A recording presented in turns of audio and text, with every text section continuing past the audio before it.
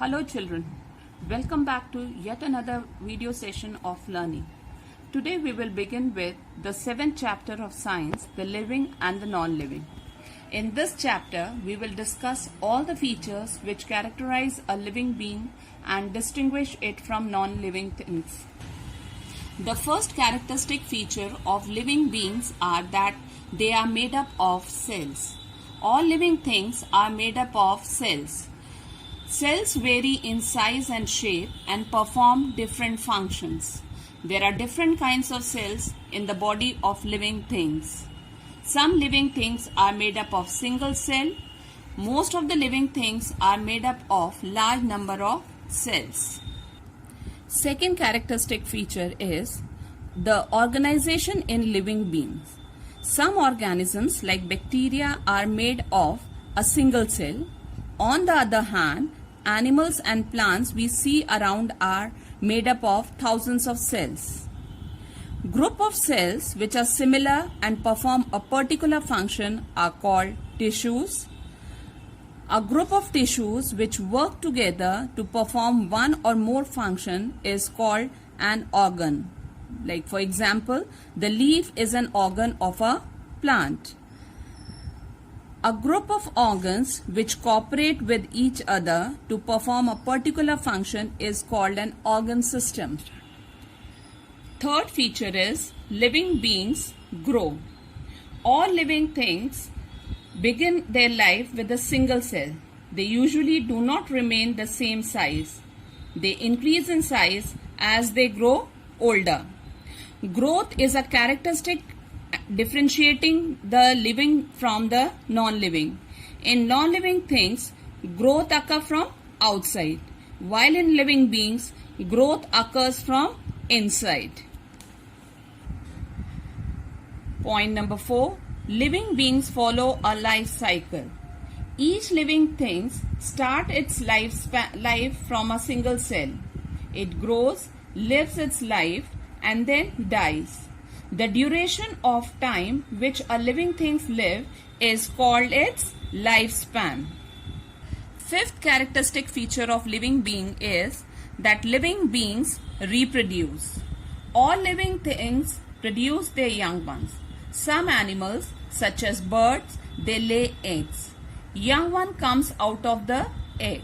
Some animals, such as dog and cat, they give birth to the young ones. Most of the plants reproduce with the help of seeds. Point number 6. Living beings need food. All living beings, they need food to get energy to carry out various functions, to grow and maintain their body, and to fight diseases. They get their food in different ways.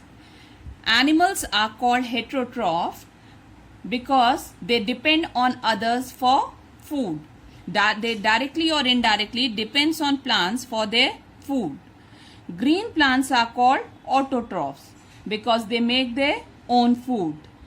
Green color pigment present in the leaf which help in the process of photosynthesis is called chlorophyll.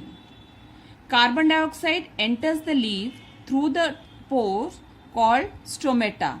Stomatas are the tiny pores through which the exchange of gases takes place in the leaves.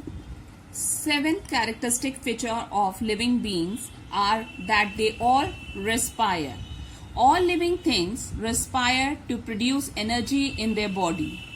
The process of taking in air, letting oxygen combine with food and throwing out carbon dioxide and water vapor is called respiration. When we breathe in, we take in air which contains oxygen. When we breathe out, we throw out carbon dioxide and water vapor. The process of breathing in and breathing out is a part of respiration. Plants breathe through stomatas in their leaves. Next characteristic feature of living beings is they excrete. The process of throwing out waste from the body of organism is called excretion. All living things excrete waste out of their bodies. body of animals or our body expel out in the form of urine, feces, sweat and exhale air.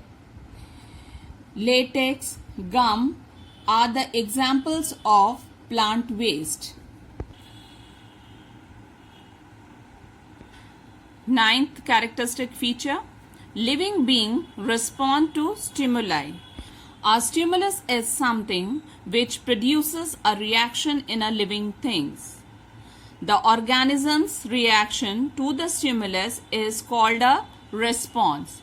For example, let's take an example. If you accidentally touch a hot object, you quickly withdraw your hand. In this case, the hot object is a stimulus and withdrawing your hand is a response. The last characteristic feature of living organisms is they show movement. Most animals move from one place to another and also show other body movement. Plants are generally fixed to one place, but many of their parts show movement in response to stimuli. Like for example, the plant of touch me not. The leaves show movement when you touch it. Okay. Now that's all for this video. Thank you.